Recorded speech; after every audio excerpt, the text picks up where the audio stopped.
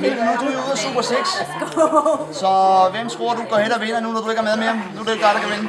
Nej, det er svært ikke mig, der kan vinde, men jeg tror, at jeg tror lidt på Fox, selvfølgelig ham jeg vandt over. Men selvfølgelig, hvis Ward han får lov til at bokse, som han fik lov til på hjemmebane, og jeg får lov til at bokse alle kampene sådan derovre, så kan han også gå ind og vinde det. Men det bliver nok sige Ward og Fox i finalen.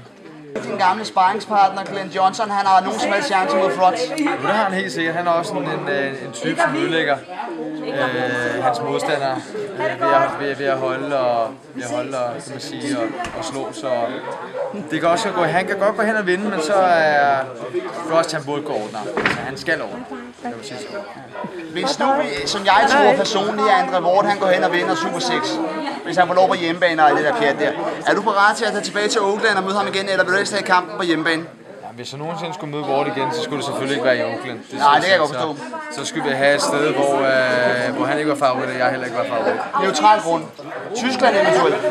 Det kunne være. Måske, ja. Men nu skal han bokse neutrale grund næste gang mod Abraham i Las Vegas. Så det lyder lidt underligt, når han er amerikaner.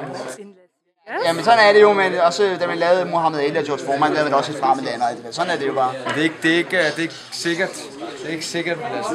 Nej, det er noget, der snakkes om. Det er snakkes om. Der snakkes om det, men nu må vi se, hvad der sker. Ja. Så det er godt. Tak skal du have, champ. Selv tak. Stor ære. Ja.